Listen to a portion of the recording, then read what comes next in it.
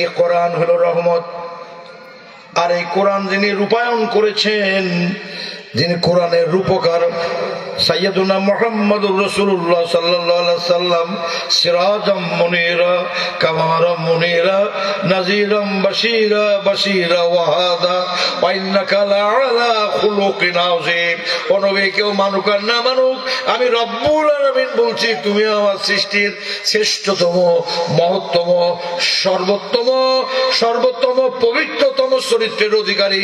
You are the crown of the creation, তুমি সৃষ্টির মুকুট। সুবহানাল্লাহ পড়বেন না? তা মাঝে মধ্যে আমার মনে হয়, আমার কোন কুলে আজ ভিড়িল তোরে, আমার কোন সোনার গায়ে, আমার কোন কুলে আজ ভিড়িল তোরে, আমার কোন সোনার গায়ে, আমার ভাটির তরি আবার কেন, আমার ভাটির তরি আবার কেন, ও জান যেতে চাই, আমার কোন কুলে আজ ফিরিল তোরে, আমার কোন সোনার গায়ে। ভাঙা গলায় হয় না, পারা গেল না, গলা উঠলো না, এই জন্য থেমে গেলাম। আসলে আমাদের জীবনের যে পড়ন্ত বেলা, আল্লাহ বলছেন যে এটা সমস্ত জ্ঞান এই কোরআনের মধ্যে আছে। আল্লাহ বলেন কোরআনের মধ্যে সব আছে। আবার আল্লাহ আর এক আয়াতে কি বলছে, ওমা উতীতুম মিনাল ইলমি ইল্লা কলিলা। হে মানব জাতি, সমগ্র সৃষ্টির জন্য আমি এক বিন্দু জ্ঞান দান করিস। মহাসমুদ্রের মধ্য থেকে যদি একটি পিপাসিত পাখি বা চিড়িয়া প্রশান্ত মহাসাগরে ঠোঁটটা লম্ব ভাবে ডুবিয়ে দিয়ে পানি পান করার পরে, আত্মতৃপ্তির পরে, ঠোঁটটা ডুবানোর পরে ওর অগ্রভাগ দিয়ে যতটুকুন পানি পড়ে এতটুকুন পরিমাণ বাবা আদম থেকে কিয়ামত পর্যন্ত সমগ্র সৃষ্টিকে দেওয়া হয়েছে। আর আল্লাহ পাক বিশ্ব নবীকে জ্ঞানের মহাসমুদ্র দান করেছে, তার নাম হলো আল কোরআন। যেই সমুদ্রের ডুবুরি, যেই সমুদ্র পাড়ি দেওয়ার একমাত্র নবী হলেন মুহাম্মদ রাসূলুল্লাহ সাল্লাল্লাহু আলাইহি সাল্লাম। একান্ত আপনজনেরা এই কিতাব ওহুদাও ওয়া রাহমাতাও, এটা একমাত্র জীবন বিধান এবং একমাত্র করুণা। দুনিয়ার আর কোন কিতাব মানুষের কোনো কল্যাণ করতে পারবে না, কোনো করুণা করতে পারবে না।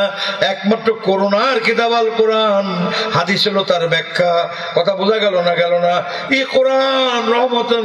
আর এরপরে আল্লাহ বলছেন ওয়াবুশরা লিল মুসলিমিন, এটা মুসলমানদের কেবলমাত্র জান্নাতের সুসংবাদ দানকারী কিতাব।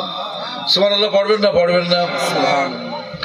তুমি রহমতে আলম তা জানে সারা দুনিয়া, তুমি রহমতে আলম এ মাহবুবে খুদা ফখরে আরব শাহে মদিনা, এ মাহবুবে খুদা। কোরআন আর নবী বাদ দিয়ে ইসলাম আছে? কথা বোঝা গেল না? কথা ঠিক না বেটে? একটু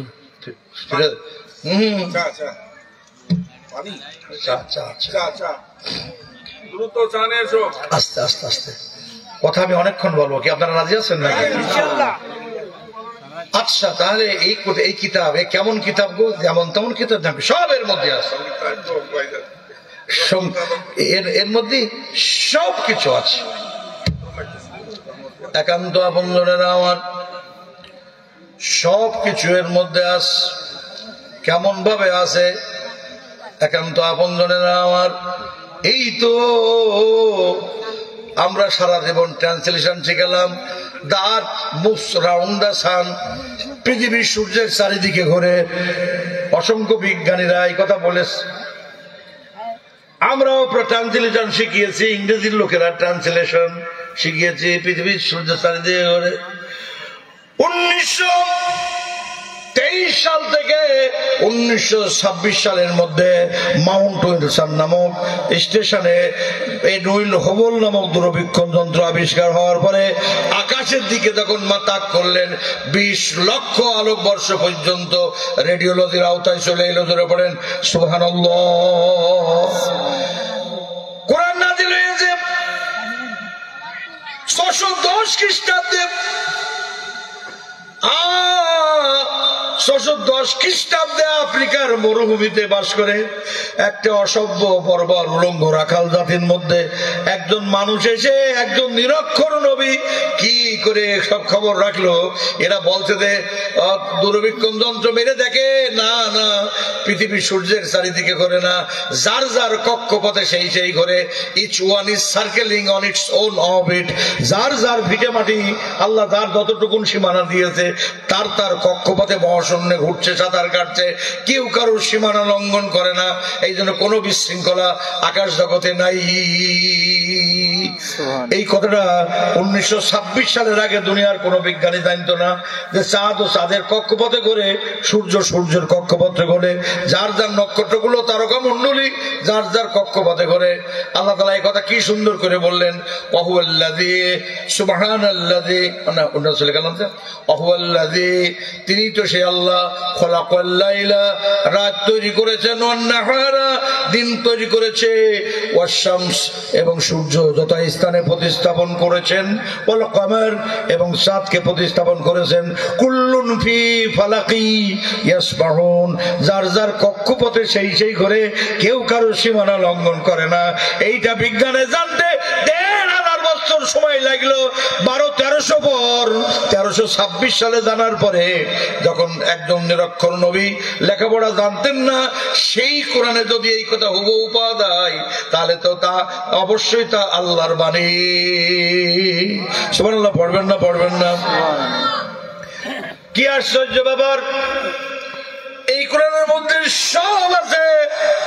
আধুনিক বিজ্ঞান, আধুনিক নাসার বিজ্ঞানীরা মঙ্গল গ্রহে, মোহতারাম বন্ধুগণ, স্যাটেলাইট ফিট করেছে।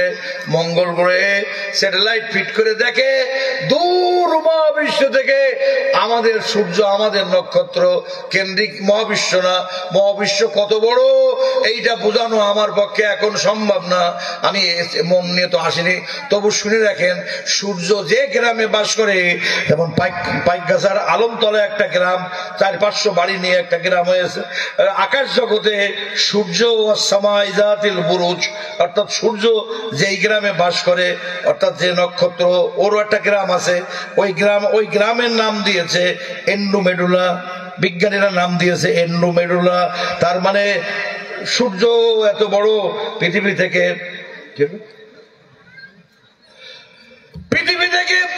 13,96,000 গুণ, প্রায় 14 লক্ষ গুণ সূর্যটা বড় পৃথিবী থেকে। আর ওই সূর্য যে গ্রামে বাস করে সব চাইতো ছোট মিয়া, ভিটে কম, এই সূর্যের মাটি কম, ছোট্ট একটা সূর্য, কিন্তু পৃথিবী থেকে 14 লক্ষ গুণ বড়। আর ওই গ্যালাক্সিতে 30,000 কোটি সূর্যের মতো 30,000 কোটি নক্ষত্র রয়েছে। চিৎকার করে পড়েন সুবহানাল্লাহ! মাত্র একটা গ্যালাক্সি, মাত্র একটা গ্যালাক্সি। তানফুজুনা ইল্লা বিসুলতান, আছে না? ইয়া মা'শারাল জিন্নি ওয়াল ইনস ইন ইসতাতা'তুম মিন আকতারিস সামাওয়াতি ওয়াল আরদ তানফুজুনা ইল্লা বিসুলতান, তোমরা চেষ্টা করো আমার রাজ্য সীমা অতিক্রম করার জন্য। হাফেজরা পাশে থেকে না, মাঝে মধ্যে ভুলে যায়, বয়সে দেখো, বুঝেছেন কথাটা? পারবা না। তাহলে আল্লাহ বলতে গ্যালাক্সির পর গ্যালাক্সি, সূর্য পৃথিবী থেকে 14 লক্ষ গুণ বড়। আমেরিকার নাসা বিজ্ঞানীরা 1967 সালে সবচেয়ে একটা ছোট্ট নক্ষত্রের উপরে গবেষণা করেছে, যার নাম হলো বেথেলগিউস। নাম কি? বেথেলগিউস। এই বেথেলগিউসের মধ্যে 62 লক্ষ সূর্য কিয়ামত পর্যন্ত উঠবে আর ডুববে, ওর একটা তারকার পেটের খোল ভর্তি হবে না। আমার আল্লাহ বলে কোরআনের মধ্যে সব দিয়ে রেখেছি আমি।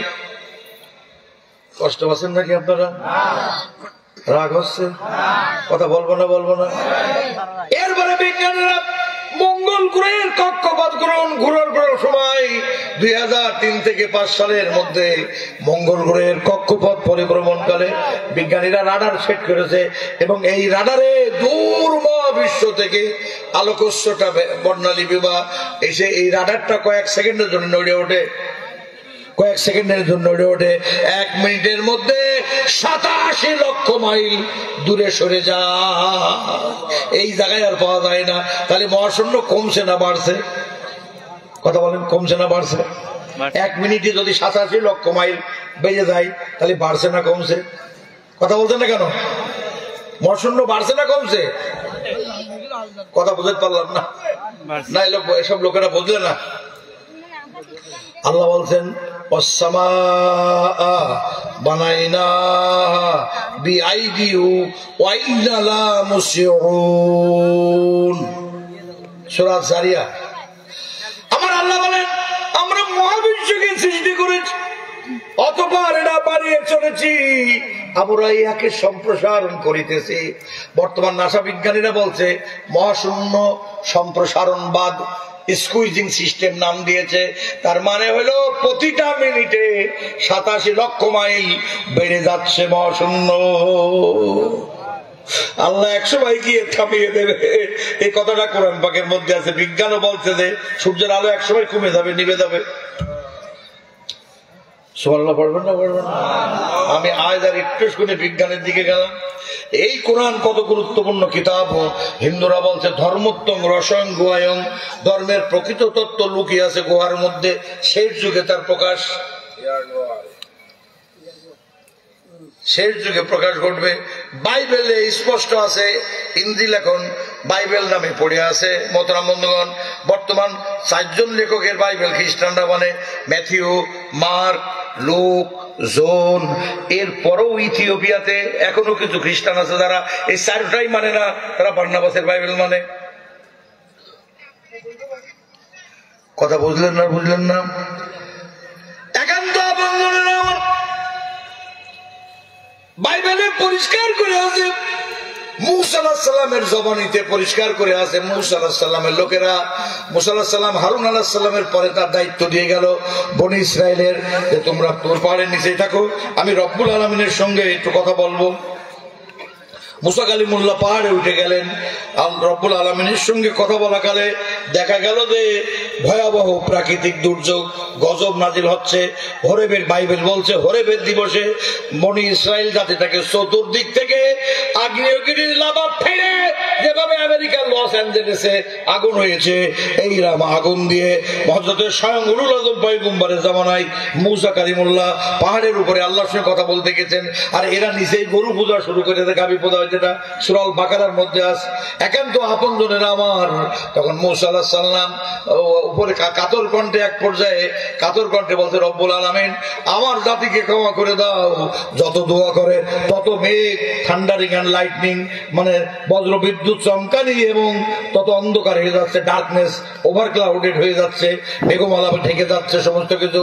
হঠাৎ করে মুসা কালিম বললেন, রব্বুল আলামিন আমি রূহের জগতে, আমি আমার আত্মার জগতে আরশে মহল্লায় দেখেছি তোমার নামের পরে একটা শেষ রসুলের নাম লেখা আছে, মুহাম্মদ রাসূলুল্লাহ সাল্লাল্লাহু আলাইহি ওয়াসাল্লাম। ওই যে কালেমা, ওই কালেমার ওসিলায় তুমি আমার জাতিকে ক্ষমা করে দাও। সুবহানাল্লাহ। বহুদিন পরে ওয়াজ করছে, যে কেন এমনি গেল বুঝতে পারলাম না। ভাই আমার ক্ষমা করে দাও। রব্বুল আলামিন বললেন তখন সঙ্গে সঙ্গে, এখনো বাইবেলে ডেউট্রোনমির মধ্যে লেখা আছে, মোহতারাম বন্ধুগণ, পরিষ্কার করে লেখা আছে, জেনেসিসের মধ্যে লেখা আছে বাইবেলের, ও মোসেস, ও মুসা, thou light came from the Mount Sinai, তুমি সিনাই পর্বত থেকে ওহী পেয়েছো, and raised into শিওর, এবং শিওর পর্বত দিয়ে তুমি বেরিয়ে গেলে, কারণ এটা তোমার নবুয়তের এলাকা। আর তুমি যেই নবীর কথা মনে করে আমার হাতে হাত তুললে, ওই নবী his light will shine forth from the Mount ফারা, ওই নবী ফারা পর্বত থেকে ওহী পাবে। ফারা সুরিয়ানি শব্দ, আরবিতে বলে হেরা।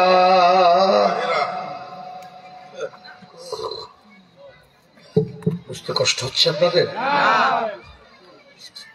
বর্তমান বাইবেলের আমার কাছে ফরেন সোসাইটির বাইবেল আছে, 1526 সালের ইংলিশ বাইবেল আছে আমার কাছে। বার্নাবাসের মাইক্রোফিল্ম কপি ফ্রম ভিয়েনা, এটা আলজেরিয়া, এটা ভিয়েনা ইম্পেরিয়াল লাইব্রেরি, অক্সফোর্ডের ক্যালারন্ডন প্রেস থেকে ছাপা হয়েছে যে কপি, একদম ডাইরেক্ট বার্নাবাসের ইঞ্জিলের, যে ইঞ্জিলটাকে ওরা ইতিহাস থেকে মুছে দিয়েছে 325 খ্রিস্টাব্দে এই ইঞ্জিলটাকে বাজেয়াপ্ত করেছে। 383 খ্রিস্টাব্দে এই বাইবেলটা আবার বাজেয়াপ্ত করে। 495 সালে আমার নবীর নবুয়াতির 75 বছর আগে এই বার্নাবাসের বাইবেলটা বাজেয়াপ্ত করে। এই বার্নাবাসের বাইবেলের মাইক্রোফিল্ম কপিটা আমি 8-9 বার খতম করেছি।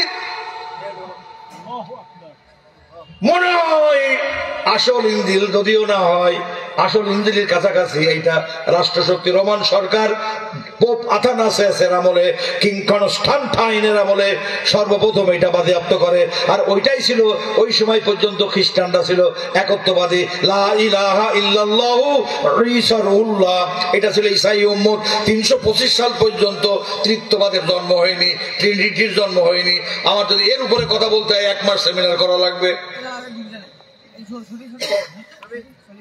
কষ্ট পাচ্ছেন নাকি আপনারা আমার কথা?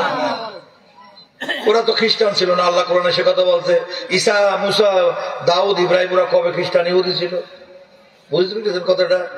উলুল আযম পয়গম্বর মুসা কালিমুল্লাহ অন্তর্ধানের পরে, চলে যাওয়ার পরে 78 বছর পরে পোপ ডেসিমাসের আমলে, বক্তে নাসারের আমলে, বাদশার আমলে জেরুজালেমে সংরক্ষিত ছিল হাইকেলে সুলাইমানির মধ্যে। তৌরাত কিতাবখানা পাথরে এবং কাঠে খোদাই করে লেখা ছিল, ওখানে সংরক্ষিত ছিল। বক্তে নাসার যখন হাইকেলে সুলাইমানি ভেঙে ফেলে, জেরুজালেম ধ্বংস করে, সেই সময় ওই বাইবেলটা ভেঙে গুঁড়ো হয়ে যায়। এরপরে বংশ পরস্পরায় যার যার কাছে একটু উঠতে ছিল হাবিজুবি ঘোড়া কুড়িয়ে বর্তমান তালমুদ বা তৌরাত বা বাইবেলের 5টা পুস্তক। আমার বুঝানো অত সহজ না, আমি মতিয়ার রহমান।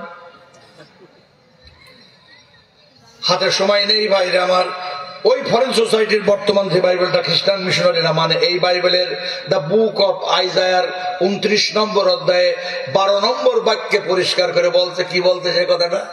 আল্লাহর নবীর নবুয়াতি পাওয়ার প্রায় 2000 বছর পূর্বে, এই নবীর জামানা,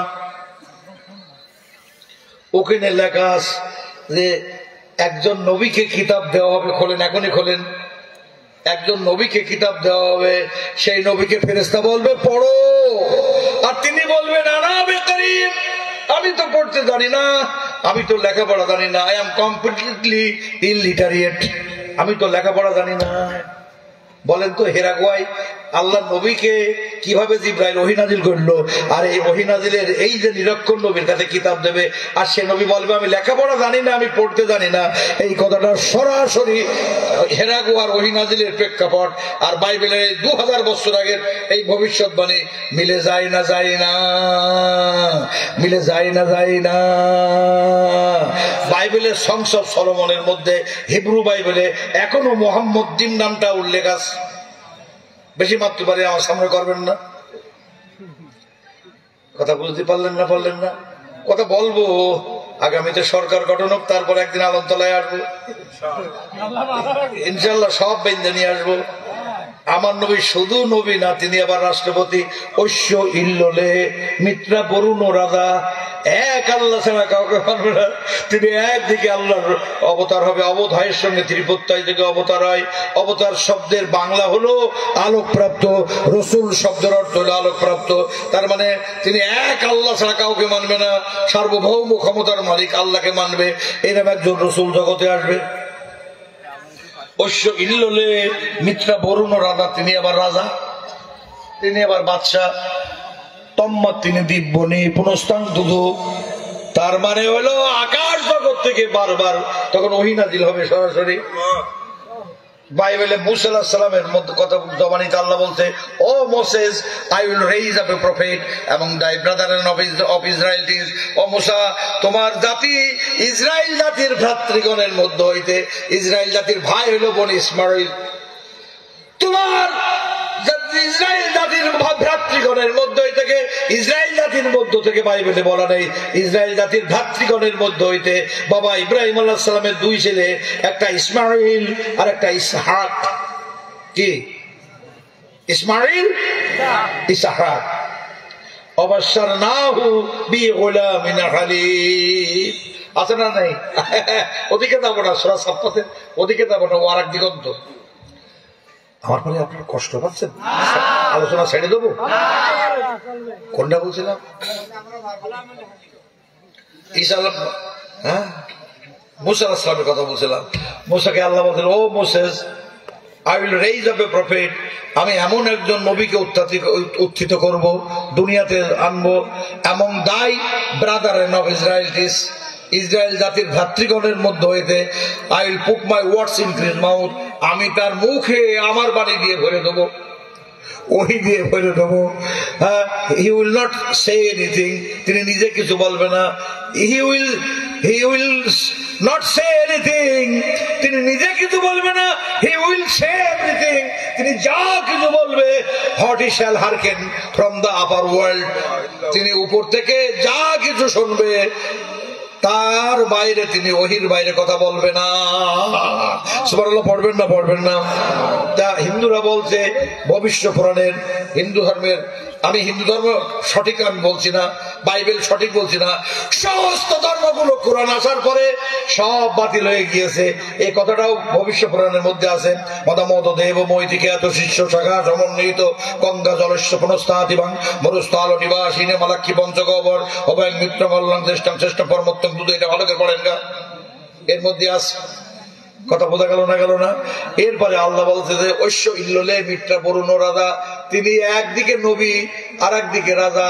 আর শোনো, তম্মাত তিনি দুব্বনি পুনস্তাং দুধ, বারবার ওহি আসবে, তারপরে আকাশ থেকে দৈববাণী হবে। তাকে কি বলে জানো? তিনি আল্লাহর রসুল। আল্লাহর রসুল র আছে, আল্লাহর রসুল মোহাম্মদ কং, তাকে মোহাম্মদ নামে ডাকা হবে। তিনি আল্লাহ রসুল।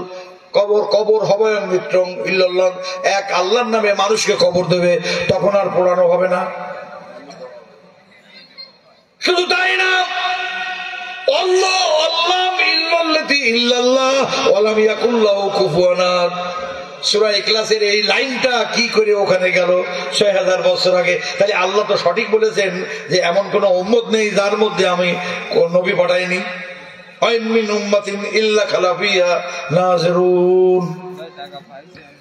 একটু এরকম কোনা খাসা মারলাম বলে বেরিয়ে গেল এ পর্যন্ত। এইবার চলেন তাফসীরে যাই। আমি অকৃতি অধম বলেও তো কিছু কম করে মরে দাওনি। আমি অকৃতি অধম বলেও তো কিছু কম করে মরে দাওনি। যা দিয়েছ তারে অযোগ্য ভাবিয়া, যা দিয়েছ তারে অযোগ্য ভাবিয়া, কেড়ে তো কিছু নাওনি। আমি অকৃতি অধম বলে তো কিছু কম করে মরে দাওনি। তব আশিস কুসুম ধরি নাই শিরে, পায়ে দলে গেছি চাই নাই ফিরে। তবু দয়া করে দিয়েছ সকলি, প্রতিদান কিছু নাওনি। আমি অকৃতি অধম বলে তো কিছু কম করে মরে দাওনি। আমি ছুটিয়া বেড়াই জানি না কি আসে, সুধা পান করে মরি গতি আসে। আমি ছুটিয়া বেড়াই জানি না কি আসে, সুধা পান করে মরি গতি আসে। তবু যাহা চাই পেয়েছি সকলি তুমি তো কিছু পাওনি, আমি অকৃতি অধম বলেও তো কিছু কম করে মরে দাওনি। আমায় রাখিতে চাও গো বাঁধনে আটিয়া, শতবার যাই বাঁধন কাটিয়া, ভাবি ছেড়ে গেছো চলে, ফিরেছে দেখি এক পাও ছেড়ে যাওনি, আমি অকৃতি অধম বলে তো কিছু কম করে মরে দাওনি।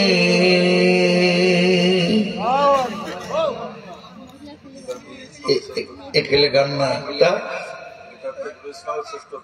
ইসলামের শ্রেষ্ঠত্ব তুলে ধরেছি, এর মধ্যে ধরা হয়ে গেছে। আবার কি এত কেন?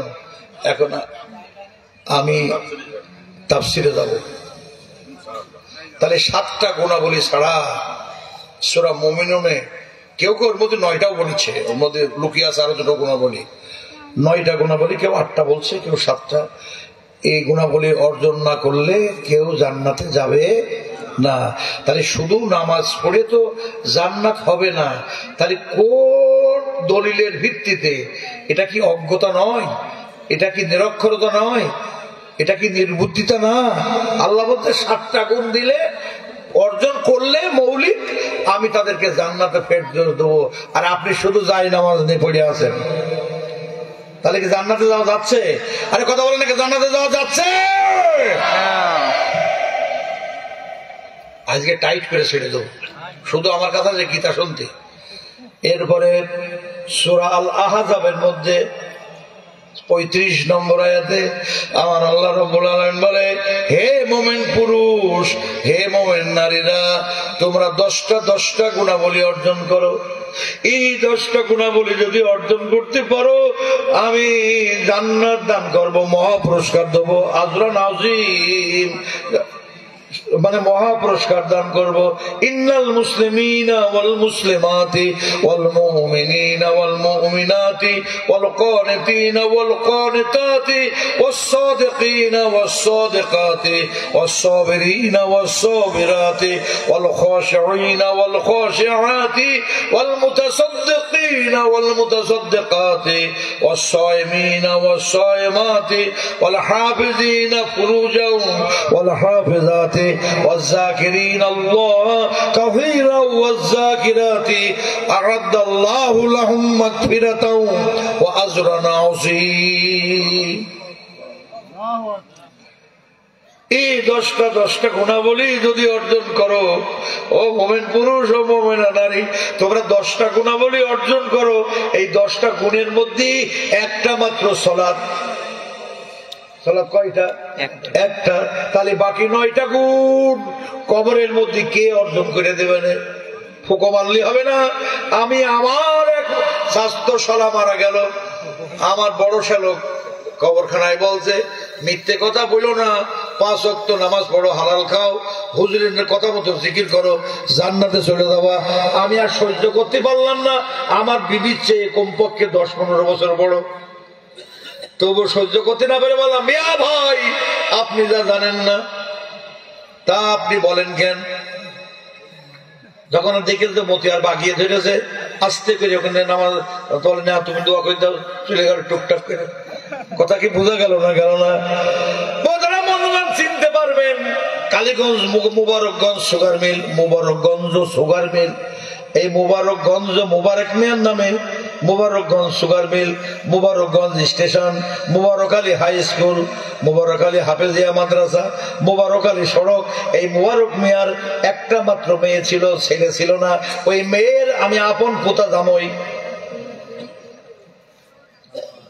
এমনি তো মেয়েরা ইসলাম মানতে চায় না।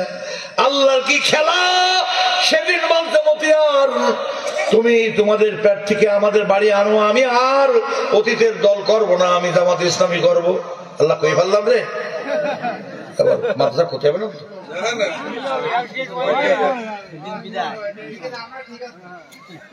এই তো তুমি না গঙ্গা সিন্ধু নর্মদা কাবেরী যমুনা বহিয়া চলেছে আগের মতন কইরে আগের মানুষ কই গঙ্গা সিন্ধু নর্মদা শিবসা না এর কি সেই ভাব আছে? আসেন বসেন তো শোনা যায় একান্ত আপনজনেরা। তাহলে মোমেন না হলে কেউ জান্নাতে যেতে পারবে না। সূরা মুমিনুন বলছে 7টা গুণাবলী লাগবে, আবার 8টাও বলছে, কেউ কেউ কিনে বলে ওর মধ্যে লুকিয়ে আছে, ব্যাখ্যা দেবো না হতো। কিন্তু সূরা আল আহজাবের 35 নম্বর আয়াত বলছে 10টা গুণাবলী অর্জন করলে আজরান আজিমা, মহাপুরস্কার দেবো, উজরাত দেবো, তাই না? মহাপুরস্কার দেবে। একান্ত আপনজনেরা আমার এইভাবে জান্নাতে জান্নাতুল ফেরদাউসে কারা যাবে? আপনি শুধু সালাত দিয়ে জান্নাতে যেতে পারবেন না। যদি কালেমা, নামাজ, রোজা, হজ, যাকাত মিলে 500-র বেশি যদি আয়াত থাকে, বর্তমান আলাদার বিশ্ববিদ্যালয়ের গবেষণায় 400-র কিছু বেশি আয়াত আছে কালেমা, নামাজ, রোজা, হজ, যাকাত মিলে। আমি সারা জনম 150 আয়াত যোগ করে দিই, ঢলটা দিই, মানে একটু ভারী করে দিই যেন ঠকে না যায়। 550 আয়াত যদি আমরা মানি, বাংলাদেশে 18 কোটি মানুষ 17 কোটি মুসলমান হবে। এই 17 কোটি মুসলমান যদি কালেমাওয়ালা হয়ে যায়, নামাজি হয়ে যায়, রোজাদার হয়ে যায়, হাজি হয়ে যায়, যাকাত দেনেওয়ালা হয়ে যায়, তাহলে এই 18 কোটি মানুষের বাংলায় আল্লাহর রহমত পড়বে না গজব পড়বে? বলেন কারা কারা রহমত পড়বে? হাত তুলে দেখান। আরে পড়ে না, চোখে পড়ে,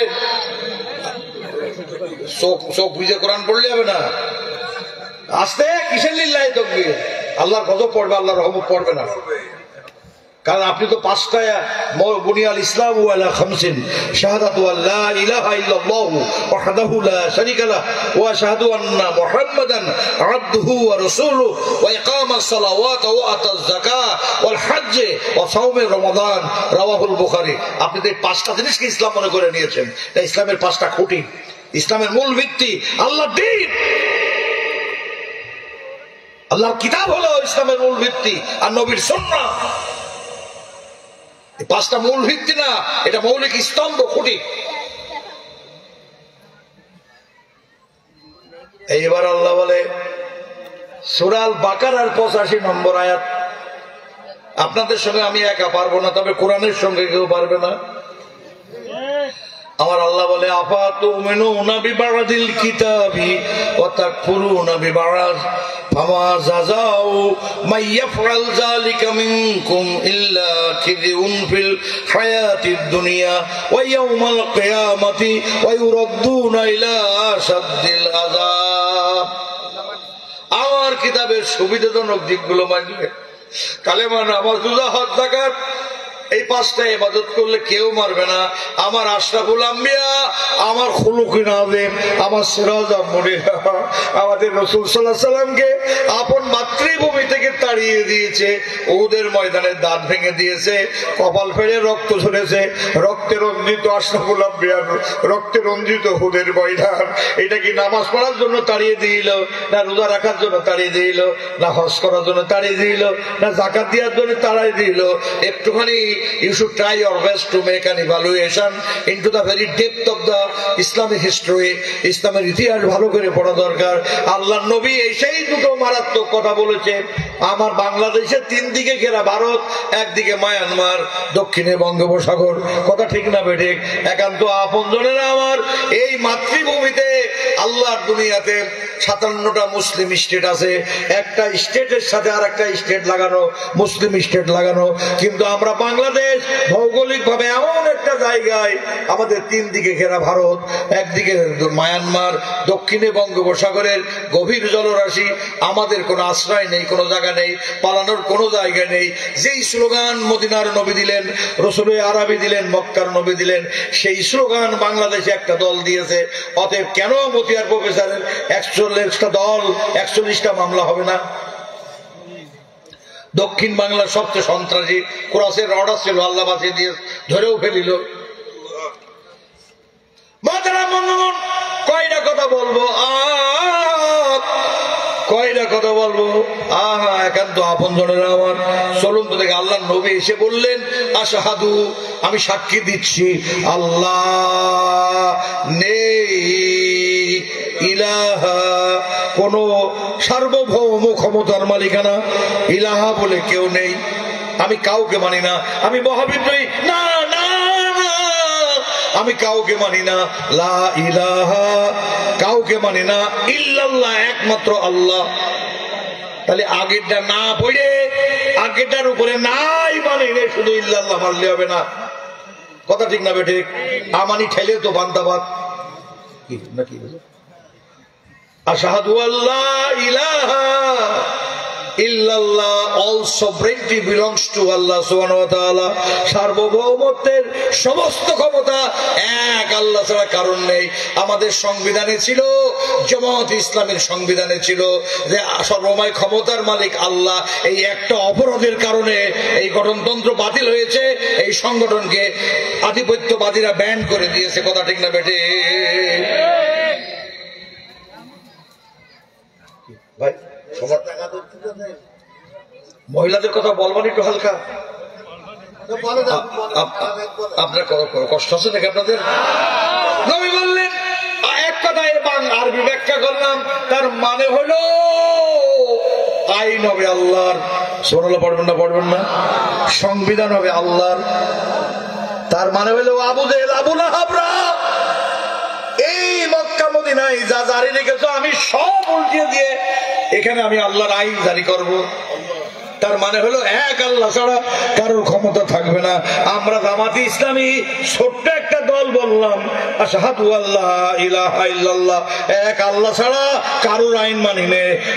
ওয়া আশহাদু আন্না, আমি আরো সাক্ষী দিচ্ছি, মুহাম্মাদান আবদুহু ওয়া রাসূলুহু, আমি আল্লাহর গোলাম, আমি বান্দা এবং আল্লাহর পক্ষ থেকে প্রেরিত, আল্লাহর রাসূল, আলোকপ্রাপ্ত, ওহীপ্রাপ্ত, হেদায়েতপ্রাপ্ত, সিরাতে মুস্তাকিমের রূপায়ণকারী, আমি কোরআন বাস্তবায়নকারী, আমি মুহাম্মদ রাসূলুল্লাহ।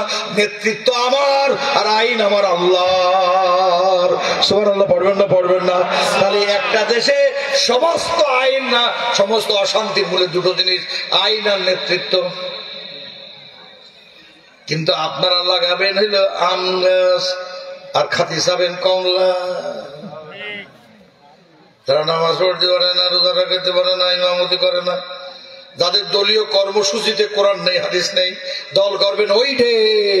আর যাই না আমাদের সে বলবেন সুবহানা রাব্বিয়াল আলা, সুবহানা রাব্বিয়াল আলা, আল্লাহ আমার দেশটা দিয়ে দে, আল্লাহ তোর বাড়ি কনে রে, বলে আলমতলা, বলে বেড়াই কেন খুব কোথাকার কোরআনের দল করতে পারিস না, মাক্কা জান্নাত নিতে আইছিস। সরকারি দল না করে কেউ বিশেষ ক্যাডার হতে পারে? গোয়েন্দা বিভাগ ধরে ফেলবে না? ফেলবে না? ফেলবে না? তাহলে দুনিয়ার পুলিশ ধরে ফেলে, তা আল্লাহ কোথায় গোয়েন্দা বিভাগ নেই? আয়াতুল কুরসি কি পড়েছো? ভালো পড়েছো আয়াতুল কুরসি? ওকে চিন্তা করানোর জন্য এসে নাকি ও এই আবু জেহেল দাবড়িয়ে মুহাম্মদ সাল্লাল্লাহু আলাইহি সাল্লামকে গদিতে বসাবে? সেই কাজ না করে উনি এটা করছে, এটা ধরবে কিনা, এটা করবে কিনা, সব রকম করতে হবে, কোনোটা বাদ দেওয়া যাবে না। একটা বাইসাইকেলের সাইরেনার ভলটিউম না থাকলে ও অসল। ইসলাম একটি পরিপূর্ণ জীবন বিধান। এইবার আসেন আল্লাহ কি বলতে, আমার কিতাবের সুবিধাজনক দিকগুলো মানলে আবার তো উমিনুনা বিবাদিল কিতাবি ওয়া তাকফুরুনা বিবাদ। আর ফামা জাযাউ মাইয়াফআল যালিকা মিনকুম ইল্লা খিজুন ফিল হায়াতিদ দুনিয়া। হ্যাঁ, কিন্তু দুনিয়ার দিন আমার কিতাবের বাকি অংশগুলো বাদ দিলে, কালেমা, নামাজ, রোজা, হজ, যাকাতে 500 আয়াত মানলে বাকি 6100 সামথিং জীবনের ব্যাপক অংশ, জীবনের বিস্তীর্ণ অংশ, জীবন রাজনীতি, অর্থনীতি, সমাজনীতি, রাষ্ট্র ব্যবস্থা, বিচার ব্যবস্থা, দেওয়ানি, ফৌজদারি, জীবনের ব্যাপক অংশ বাদ দিয়ে রেখে শুধু নামাজ যাকাতের 500 আয়াত মানলে আমি আল্লাহ বলছি, এটা কোনো শয়তান বলছে না, আমি আল্লাহ বলছি, খিজিউন ফিল হায়াতিদ দুনিয়া, দুনিয়ায় আমি তোমাদেরকে অপমানিত করব, লাঞ্ছিত করব, পদদলিত করব, আর আখিরাতে বেহেশতে যাবা, ওয়া ইয়াউমাল কিয়ামতি ওয়া ইউরাদ্দুনা ইলা আশাদ্দিল আযাব, আখিরাতে কঠিন আযাব, কঠিন আযাব। অতএব এই কোরআনকে সামনে নিয়ে আগামী আইন এবং নেতৃত্ব পরিবর্তনের যে সুবর্ণ সুযোগ আসছে, আগামী পার্লামেন্টের নির্বাচনে আল্লাহর আইন এবং নবীর শাসনের নেতা ছাড়া ভোট দেব না।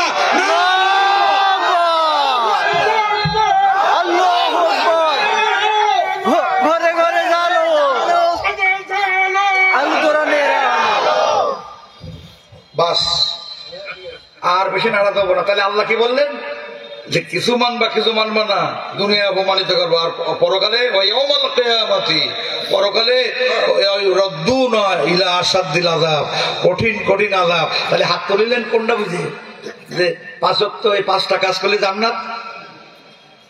বেশি ব্যাখ্যা দরকার নেই, এতেই হবে। এরপরে আসেন মোমেন কারা আর বেঈমান কারা চিনতে হবে। আল্লাহ শটে মেরেছে আল্লাযিনা আমানু ইউকাতিলুনা ফি সাবিলিল্লাহ, যারা ঈমানদার তারা আল্লাহর পথে সংগ্রাম করে। বিগত বাংলার 53 বছর আমরা চোখ দিয়ে দেখিস না দেখিনি, আর আমি আর ফিরোজি বা আমাদের উপরে যাদের বয়স আছে এখানে থাকতে পারে, তারা পাকিস্তানও খানিক দেখেছে। পাকিস্তানের গভর্নমেন্ট আল্লাহর কোরআনের দেওয়া কর্মসূচি, নবীর দেওয়া বিধান চালু করার কোনো চিন্তা করে নাই। 53 বছর বাংলাদেশ স্বাধীন হয়েছে, 54 চলছে। 1971 যে দেশ জন্ম হইলো, বাংলা প্রথম জন্ম হইলো। 53-54 বছরের বাংলা আমরা দেখলাম ব্যর্থতার বাংলা। স্বাধীনতার সুফল ঘরে ঘরে পৌঁছায়নি, পৌঁছিয়েছে গুম, খুন, হত্যা, জুলুম, অত্যাচার, স্বৈরতন্ত্রের জাতাকলে পৃষ্ঠ জাতি আগ্নেয়গিরির দাবানলের মতো দাউ দাউ করে জ্বলে উঠেছে বাংলা। প্রফেসর সোনার মানুষ আল্লামা দেলোয়ার হোসেন সাঈদী তামাম পৃথিবীর ফেরিওয়ালা এই জাতিসংঘের আওতায় 191টা দেশে যার গায়েবানা জানাজা হয়েছে, 191টা দেশে, কিন্তু আপন মাতৃভূমি ঢাকার রাজধানীতে 3.5 জায়গা তিনি পাই নাই। আল্লাহ বলে আমার জীবন তো কোরআনের সংগঠন বাদে আত্ম করে দিলি, ব্যান করে দিলি। সোনামানিক ছাত্রদের রক্ত, বৈষম্য কোটা বিরোধী আন্দোলনের ছাত্রদের রক্তকে আল্লাহ পছন্দ করেছে, গোটা জাতি রাজপথে নেমে এসেছে।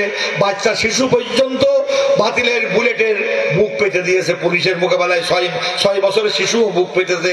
রংপুরের আবু সাইদ সোনামানিকে তিলবার গুলি ফেলে ফেলে দিয়েছে। এইসব রক্ত ভোলা যাবে না। আবু সাইদ, ইয়াসমিন শুভ মুগ্ধ, হাজার হাজার রক্ত, 50,000-এর মতো আত্মনাদ করছে, আহত, নানাভাবে ক্ষতবিক্ষত। এত রক্ত, এত ত্যাগ, এত কুরবানির বিনিময়ে অর্জিত বাংলার দ্বিতীয় 5 আগস্টের স্বাধীনতাকে কোন অবস্থায় আমরা বিফলে যেতে দেবো না, দেব না, দেব না, দেব না। ভাঙচুর, লুটপাট, অগ্নিসংযোগ, দুর্নীতি, চাঁদাবাজি, আধিপত্যবাদী দখলদারি দিয়ে তোমরা না ঐক্যবদ্ধ প্রতিরোধ গড়ে তুলে গোটা বাংলাকে ঐক্যবদ্ধ করে তোমাদের বিরুদ্ধে আমরা লড়াই করব ইনশাআল্লাহ। অতীত অন্ধকারে ফিরে যাব না। সামনে কোরআনের ডাক দিচ্ছে, আল্লাহর কালেমা ডাক দিচ্ছে। আইন হবে আল্লাহর, আর নেতৃত্ব হবে রসুলের লোকেদের। সৎ লোকের শাসন কায়েম হবে। অসৎ, খোদাদ্রোহী, চরিত্রহীন, বেঈমান নেতাদেরকে উল্টিয়ে দিয়ে আমানতদার নেতাদেরকে, সূরা নিসার 58 নম্বর আয়াত অনুযায়ী আমানতদার নেতাদেরকে আমরা প্রতিষ্ঠিত করব। রাজি কারা কারা বলেন? কারা কারা রাজি?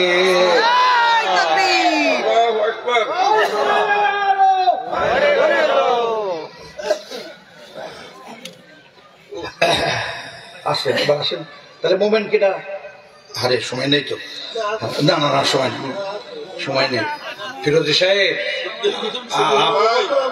আপনার জন্ম 58 সাল আর আমার 57, আমরা কাছাকাছি। একান্ত আবন্ধনের আমার যে কথা বলতে চাই, কারা মুমিন আর কারা ইমানের দাবিতে কারা সত্যবাদী আর ইমানের দাবিতে কারা মিথ্যাবাদী বের করতে হবে। আপনি যদি মনে করেন টুপি দাড়ি পাগড়ি চেহারা সুরত দাড়ি মুবারক এইটা ইমানের জীবন্ত পরিচয়, অনেকে বলে তোমার দেহের মধ্যে ইমান নেই, তুমি এবার কনে আন্দোলন করবা। এই বেকুব বলে কি? সুরতে আবু জেহেল যা, আমার নবীও তাই। সূরাতে কোনো পার্থক্য নেই, পার্থক্য হলো ইহদিনাস সিরাতাল মুস্তাকিম, পার্থক্য জীবনধারা। আল্লাহ নবী হলো আল্লাহ জীবনধারার অনুসারী, আর আবু জেহেল হলো তাগুতের অনুসারী। কি পোশাক তো দুই ব্যাপারে এক, তাহলে পোশাকটা ঠিক করে বুঝি মোমেন হচ্ছে, তাই বলে শত ঢাকা লাগবে না। কোরআন যেখানে বলেছে সেখানে ঢাকতে হবে, পর্দা করতে হবে। একান্ত আপনজনেরা আমার, এইবার আপনি আসেন অরিজিনাল কথাটা এবার বলবো। সূরা হুজুরাতের 15 নম্বর আয়াতে, কত নম্বর আয়াত?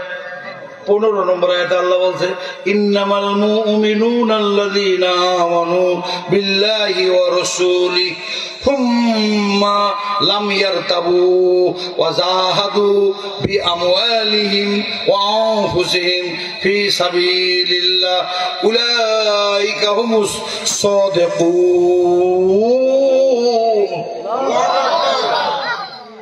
আছে না নাই? সূরা হুজরাত আয়াত নম্বর কত?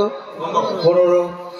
আল্লাহ বলেন, ইন্নামাল মুমিনুনা আল্লাযীনা আমানু বিল্লাহি ওয়া রাসূলিহি, নিশ্চয়ই তারা মুমিন যারা আল্লাহ এবং রাসূলের উপরে ঈমান আনার পরে সুম্মা লাম ইয়ারতাবু, এক বিন্দু সন্দেহ পড়ে নাই, সন্দেহ করে নাই, আল্লাহর কিতাব এবং নবীর সুন্নাহর প্ল্যাটফর্ম থেকে এক ইঞ্চি নড়ে নাই। যত অত্যাচার হোক না কেন, আল্লাহ এবং রাসূলের উপর ঈমান আনার পরে আল্লাহর কিতাব এবং নবীর সুন্নাহ থেকে এক ইঞ্চিও তারা নড়িবে না।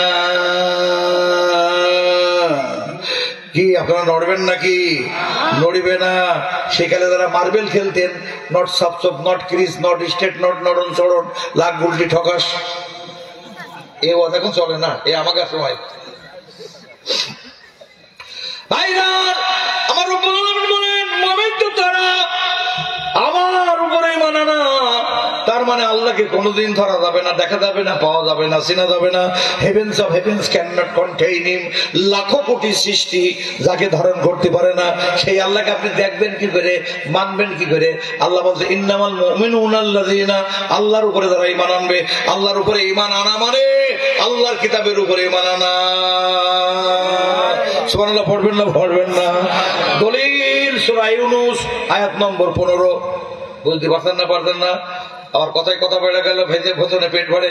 আল্লাহর হাবিব দারুল আরকামার মধ্যে বসে সাহাবাদের প্রশিক্ষণ দিচ্ছেন। কেউ যদি সাফা পাহাড় থেকে মারোয়ার দিকে আসে, মারোয়া পাহাড়ের ডানের দিকে দারুল আরকামা, ওখান থেকে 500-600 গজ দূরে আল্লাহর হাবিবের এইটা ছিল প্রশিক্ষণ কেন্দ্র। সাহাবাদেরকে তরবিয়তের কাজ করতেন, প্রশিক্ষণ দিতেন। আবু জেহেল তাকে দেখে মাত্র কয়েকজন লোক হাঁটি হাঁটি পা পা করেছে, বলছে কি, বাবা মোহাম্মদ তুমি যে সত্যবাদী, তুমি যে আলামিন, এ ব্যাপারে আমার কোনো সন্দেহ নেই, কিন্তু সমস্যা তুমি যে কিতাব এনেছো এই কিতাবটা সমস্যা। এই জন্য অনেকে আবার বাংলাদেশে, হিন্দুস্তানে নতুন নতুন কিতাব তৈরি করে নতুন নতুন ধারা বের করেছে। বলে এই কিতাবটা সমস্যা হতে, তোমার আল্লাহকে বলো অদৃশ্য জগৎ থেকে নতুন কোন কিতাব দেওয়া, অথবা আমরা যেটা বলবো সেটা কিতাবে থাকবে, বাকিটা আমরা না রাজি হব সেটা পরিবর্তন করে দেওয়া, বদলে দেওয়া, এই শর্ত। তাহলে আন্নায় সকাল থেকে দুপুর পর্যন্ত তোমারটা চলবে, দুপুর থেকে রাত পর্যন্ত আমাদেরটা চলবে। কথা বলবেন না? বলবেন না? এইবার কথা কব না? কব না? বলবো। এইবার আল্লাহ নবী কি উত্তর দেবে? ভাই আমার বিরক্ত করেন না, don't divert my attention towards another dimension. It may hamper the smooth delivery of my sermons. যা বলতেন বলতেন, না বলতেন ইংরেজি বলে যা। একান্ত আপন ওটা কি যেন বলতে চাচ্ছিলাম, একান্ত আপন আমার আবু জেহেল হাঁটি হাঁটি পা তার আরবিতে প্রস্তাব দিলেন। নবী তো উত্তর দিতে পারছেন না, বারবার আকাশের দিকে তাকাচ্ছে। সূরা ইউনূস নাযিল হয়ে গেল, বলে বলতে ইতি বিকুরআনিন গায়রি হাযা আও বাদদিলহু। ওরা বলছে নতুন কোন কোরআন অদৃশ্য জগৎ থেকে আনার জন্য, অথবা হাজা এর ভিতর থেকে বদলে দিদি, মানে কালেমা, নামাজ, রোজা, হজ, যাকাত থাক, ব্যক্তি, পরিবার, সমাজ, সরকার, রাজনীতি, রাষ্ট্র ব্যবস্থা, রাজনীতি, অর্থনীতি, বিচার ব্যবস্থা, আইন আদালত, লেনদেন, ঘর সংসার, হাট বাজার, ওঠা চলা ফেরা, খাওয়া দাওয়া, হওয়া মারা, হ্যাঁ, এগুলো আমরা চালাবো। এবার আল্লাহ কি বলতে ইতি বিকুরআনিন গায়রি হাযা ওয়া বাদদিলহু। ও নবী, ওরা প্রস্তাব দেয় নতুন কিতাব নিয়ে যেতে অথবা এখান থেকে বদল করে দিতে। তুমি পরিষ্কার করে বলে দাও ইতি বিকুরআনিন গায়রি হাযা ওয়া বাদদিলহু মিন তিলকাই নাফস। এ তো আমার পক্ষ থেকে লিখিত কিতাব না, এই একটা আয়াতের মালিকও আমি না, একটা অক্ষরের মালিকও আমি না, আমি কি করে পরিবর্তন করব? অতএব আমি অদৃশ্য জগৎ থেকে কিতাব আনবো না, নতুন কোন আমি কোন বদলাতেও পারবো না। আল্লাহ বলতে নবী অট্টু করলে হবে না, তুমি পরিষ্কার করে দাও আরববাসীকে ইন আত্তাবিউহু ইল্লা মা ইউহা। বলো যে আমার পরে যে ওহী হয় আমি ওই ওহীর গোলাম। তুমি বলো বিশ্ববাসীকে যে আমার পরে যে ওহী হয় নাযিল হয় নবীর পরে কোরআন, নবী দিয়ে কোরআনের গোলামি করে বিশ্ব নবী হয়েছে। চিৎকার করে পড়েন সুবহানাল্লাহ। আপনি গোলামি করবেন কোরআন বিরোধীদের, গোলামি করবেন কোরআন বিরোধীদের। আর বড় হুজুর সেজে খানে কামানে গেলে বায়াত লেতে হোক, আব্বু দাদা পিছনে গায়ে দেবো না, সামনে নির্বাচন। না না না বলবো না, এখন একটা ঐক্যের যুগ। আপনি বললে হবে না, সবাই মিলে কাজ করতে হবে, জিবেটা কন্ট্রোল করতে হবে। আমার দর ব্যাপার দরুদ একটু পড়ি, দরুদ আল্লাহুম্মা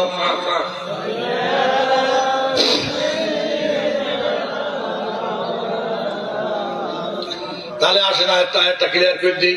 বেশি দরুদ পড়তে গেলে আয়াতের ব্যাখ্যা হবে না, তো পড়তেও তো একটু হবে, নাই তো হয় না। একান্ত আপন জনেরা আমার, আল্লাহ বলছে যে আল্লাহ এবং রসুলের উপরে ঈমান আনার পরে, আল্লাহর উপরে ঈমান আনা মানে আল্লাহর হাবিব বললে আমার উপরে যে ওহী হয় আমি ওহীর গোলাম। তার মানে আল্লাহর কোরআনের আনুগত্য করে মুমিন হতে হবে। যারা পড়েন সুবহানাল্লাহ। কারা কারা কোরআনের আনুগত্য করবেন বলেন?